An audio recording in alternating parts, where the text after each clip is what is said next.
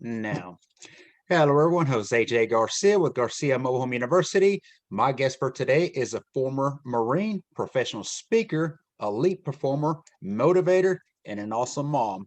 Laura Marsala, how you doing? Hey, hi, Jose. I'm so grateful to be here. Thanks for having me on.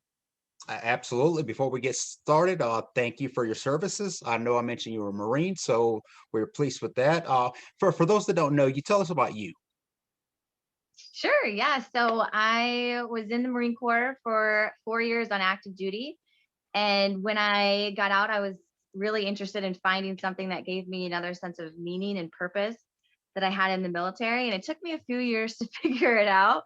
But it was really what I was doing my whole life anyway. It was just helping people with their mindset, their perceptions, shifting and motivation and optimizing just every area of your life. So the just my passion of showing people, if you're super passionate about your business, you can also put just as much passion, commitment, and dedication into your family and your relationships. So you don't need to miss out on that. And you can put that same passion, dedication into your health so you can have vitality and longevity. So just optimizing every area of life is something that I'm really, really passionate about. I do that in my everyday life with my kids. I'm a homeschooling mom. I wanted to We're be going to able to talk bring about that. them. I wanted to be able to bring them with me when I was traveling. And they've been Wow. able to have cool experiences with going to global leadership summits and business meetings and all kinds of really cool stuff that I didn't get to have when I was a kid. So Wow. it's I'm really amazed at being able to give them those opportunities. And yeah, I just every day I'm just always looking at how can I grow, how can I learn? And then the quicker I can pass that knowledge on to somebody else. That's just kind of how I Absolutely. live my life. Yeah, just having them around in those areas anyways, the things that they hear, I'm sure will benefit them later tomorrow. So that's awesome. Absolutely. Now, do you come from an entrepreneur family background? Is that So, yes, I have some members of my family are my father had his own business, my mother had her own business, my mother had a salon business, and okay? my father had a couple of businesses as well. So, I was never involved or taught any of that stuff, but I think it definitely in one way or another affected me seeing my Mhm. parents do that. My dad, I was definitely raised to have like that work hard mentality, like, Mm. work all the time, work a lot, you'll be super successful. And so he wasn't around a lot when I was little. And so it was interesting when I learned, hey, I can work smart, not hard. I can work less hours and get more done, be actually more productive. So that was a big, mental shift for me seeing that. But I think in one way or another, it did affect me Right. growing up. Yeah. Okay. Absolutely. So I want to jump right into this mother thing because that is huge. One of the things in it is said you can have excuses or you can have results. And I think most people obviously choose excuses. And when you talk to, nothing against anybody, but when it's a mom, that's usually an excuse to go to, well, my kids are home or I have to take my kids to school. It all surrounds that same excuse of kids, kids, kids. But you've proven otherwise. So how do you balance being a mother and having your business? Yeah, I actually can't stand when people use their kids as an excuse. That I makes I two of hate us. I can't stand it. I hate it so much because it's usually the moms that are the ones that are so burnt out. They're the ones that seem to complain the most. They don't have time for themselves. No one appreciates them. That's why they're overweight and not happy and can't sleep well and Oh, all these things, right? But then it's like you give them the answer, they're like, oh, I can't. But I realize as a mom, when you get your family life in order and you have that organization and a good, healthy, strong relationship with your children, that will make the rest of your life so much easier. And I'll give an example like, my kids love to go to some of these events. And sometimes they don't, especially my son. He's into Pokemon and wants to play with cars and stuff. And so there's times where he's like, "Oh, mom, do I have to?" But I just, education has always been huge since they were very little in my house. And I just remind them why and how it's going to benefit them later, and I tie it into their current interests, and then he gets on board with it. So it's just like that cooperation with them. But also like, when I'm driving, I'm an Audible junkie. I've got my books playing and they're just like, "Oh, mom, you're boring books again." But I know that they're going to be learning something really powerful and whether they're even consciously paying attention to it now, it's gonna pay off later. But when you look at your life as a parent, you say, okay, what's a mess right now? What's not organized right now? What's not working? What boundaries have I not set that if I set these boundaries, I set these rules, I set this flow, everything is going to work out better. So I know that I need to go to bed at a certain time at night. So I can't be that kind of mom that's up with her kids at 11:30 at night. That baffles me. I don't understand how a 3-year-old is up at 11:30 at night. Like, put your child to bed. Because I know what time I need to go to bed at night, because I need to be up at a certain time in the morning, and I need to have a certain amount of sleep so that I'm Sure. optimal the next day. So I set those structures. I set those, and I've actually trained families. I've actually gone into people's homes and helped with their kids, and I call it Hell Week, because if you, as the parent, it's going to be more hell for you than it will for the children, because it takes the most from you, the most determination and the most consistency. But if you can do that for 1 week, you're golden. You're absolutely golden. The whole structure will change. The whole atmosphere will change. So for me, it's all about every day, every week. I literally go through my schedules, my routines, what went smoothly, what didn't go smoothly, what can I do to adjust this? And, I learned a lot in the Marine Corps, how to get cooperation, how to work together as a team, how to get people on board. So I do the same tactics with my kids, how to get them on board. And a lot of it's really just communication, explaining why we're doing this and helping them through the process of changing things. But it really is looking at, as the parent, what's working well, what's not working well, what can I adjust? And understanding that as a parent, it's really in our own power. It's not in the children's power. If your children are crazy, it's because of your parenting skills or lack of, hate to say it, but it's not your kids. Everywhere I take my kids, I'm always told how well mannered they are, how well behaved and respectful they are.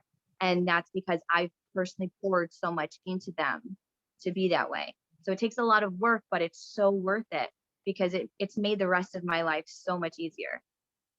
Absolutely. So excuses are definitely the way out. That we know that, and the list can go on. We could write a book on just excuses itself, which would be meaningless. But balancing happens when you plan, and that's what you're stating on here. So discipline your goals, etc. Um, so that those tuning in, it is possible to be a parent and have a business, correct? I think it's easier. I think it's so much easier. Before I started my own business, it's really hard, especially if you have to go and ask permission, like, oh, I've got this coming up. I used to be a soccer coach as well. So, I have to be at a practice, I have to be at a game, or something comes up with the kids, and you have to manage things around. But when you run a business, you have total time freedom. I mean, you run the show, you call the shots, and you manage your own time, and who can better manage your time but yourself, especially as a parent. I remember when I was in the Marine Corps, it was crazy. I would see all these people never home with their families ever. And I knew I didn't want to be that kind of a mom when it came my time to have kids. So it's really about managing your own time the most effective way you can. So I think that running a business with kids is actually easier than being an employee, because just all the hoops you have to run through. Right. Now, if I may ask, and you're a single parent, right? Yes. So there you have it. No excuses. If No Laura, excuses. absolutely, yes. Now, the discipline and the goal setting, is that something you picked up from the military or something you already pre-done? Yeah. So a lot of people think that all of that determination and drive and ambition came from being in the Marine Corps, but actually, those were the personality traits that I had that enabled me to become a Marine. Because Yeah. when I wanted to be a Marine, I was told, well, you're a female. You can't be a Marine. You're too short. You're too small. You're too this. You're too that. There was every reason why I couldn't. And so I had that determination, that drive, that vision, that motivation well before going into the Marine Corps. But that enabled me to become a Marine, even when everybody told me I couldn't, I shouldn't. So I had it before. Yeah. Good. Okay. Now, from the military, and I wish I would have joined. It definitely would have served me right somehow. Wish upon, could have, would have, should have thing. But the skills, some of the skills that you learn from the military, are some of those able to incorporate in an everyday life of you? Oh, absolutely. I use a lot every single day. The time management and the ability to get so much done. So just an example, when I had gotten to my first job on the fleet, there was 65 people that were supposed to be running the job that I was doing, me and my team. There was 14 of us. And yet somehow, some way the job was always done. And as Marines, we get really excited about being able to do more with less. It just like it fuels us. And so I've taken that and it's like, well, running life with kids and business is a lot easier than running missions in the Marine Corps. So clearly I'm able to do this. How Wow. can I apply these tools? So the time management, like I said, the ability to create a team around you, cooperation, that's another huge thing, but also the mindset. Like the fear, I see a lot of people messed up by fear, which really baffles me because I remember when I was in the service, like there's actually risk, like real risk Mhm. involved, not like this made up crap that everybody's thinking about in their heads all day. And it's just such a big difference between the fear that people use, the excuses that people use. And the biggest thing is keeping myself in the mentality that I was in the Marine Corps. Like if you want to get something done, it's 100% in your power to figure out how to get it done or how to create a team to get it done. But if you want something done, it can always be done. Very well. One thing on my hashtag on there is less is more. That'll make Yeah. very well. What is one thing you learned about yourself while being in the military? Oh, wow. That's a really good question. I learned to choose my battles. I was very I was willing to stand for anything I believed in. I was willing to fight for what I believed in. And I realized that some things you can be quiet about. That I didn't have to take a stand on every opinion I had. So I really chose my battles. I stuck up for people that really needed it, and I stood up for myself when I really needed to, and I stood up for what I believed in when I really needed to. And everything else I let go of. Okay, we'll say. Okay. So, Laura, I'm in mobile homes. That's what I do. I'm an investor. Mobile homes manufacture houses, trailers, many names for it. But curious, have you ever invested or been interested in real estate? Yeah, so I want to actually get into real estate investments. I've been looking at it for the last couple years, but it's just not on my to-do list right now. It's definitely something that I'm like, hey, you know what? Maybe I'll become like BFFs, like best friends with somebody that is already deep in investing and they can just share with me all the good tips. There you go. That's the best way. Partner up or be around somebody who's already doing something you want to do and absolutely learn from. What's your knowledge in mobile homes? None. Well, they are in New York, not downtown, of course, nowhere near, but they do have mobile homes. It's funny with all of our branding, marketing, and advertising, we get calls from everywhere, and it's something about Maine, New York, and those areas that we're getting a lot more attention, which gets me to think that we need to go up there, and we are going to grow. So, yeah, if you're ever interested in getting into mobile homes, let us know. We'll be happy to, bring you on board and show you the way. Yeah, absolutely. Laura, define success in your words. Well, it's different for everybody, Mhm. but for me, if I can see a better way of doing something and I'm doing what it takes to achieve that, then I'm successful. If I look at an area in my life, whether it's with my children, my friends, my business, my health, anything, and it's not where I want it to be, then I ask myself, why am I not successful in that area? So if I'm fully optimized, then I'm like, okay, I'm successful and I'm constantly growing in those areas. So as long as I'm not letting anything slip, which I typically don't, then that's what I define as my success. Good answer. Absolutely. Now, being in the military, you had the Marines, so you had leaders, obviously, and those above you, those you looked up to and learned from as well. Do you have life coaches or mentors you use at this time? Yeah, so I always have a mentor, whether it's a friend or somebody I'm learning from. I always have at least a mentor that is pushing me, challenging me, like a thinking partnership, really pushing me. making me think in different ways. Absolutely. It's so important. Bringing the best out of you. Absolutely. Yeah. And we need Yeah. them. We all need them. What would you say is one of the best advice you've ever gotten from a mentor, a coach? It's funny. It was actually from a colleague that I used to work with. And I really looked up to him. He had been in the business for almost 30 years. And I was just in awe of how he was with his communication, how he was with people, how loyal everybody was to him. And I got a chance to sit in his office one day and we were talking. I said, Tony, give me the best advice you've got. Like if you could chunk it down in like 3 minutes. And he looked at me and he thought for a second, he goes, just be yourself. That was all he said. He was just be yourself. And yeah, anytime I go to do something, I always ask myself, am I being authentic? Am I in my integrity? Am I being myself? And I found that when I'm coming from that place, everything works out magically. That's good. Yeah. Interesting. And it's Okay. it's also a guarantee that no matter what you're doing, you're gonna have a good time doing it, which is the best way to do anything. Gotta love what you do. There you go. You got it. Okay. If it's one Also, thing you could say, what I was that? just want to I want to add this too. Mhm. Something that I kind of added to that statement is if you ask yourself, am I being true to who I am? Am I being myself? Then you'll almost always be able to identify if the dreams that you're going after are really your own or somebody else's. Because especially in the social media world that we live in, it's really easy to get caught up in like the shiny object syndrome where you're chasing after everybody else's goals and dreams. So if you stop and you ask yourself, am I being myself? It leads to, am I really going after what I really want? So it's a really powerful question. And you just named our podcast for today. Be true to yourself with Laura. I love it. There you go.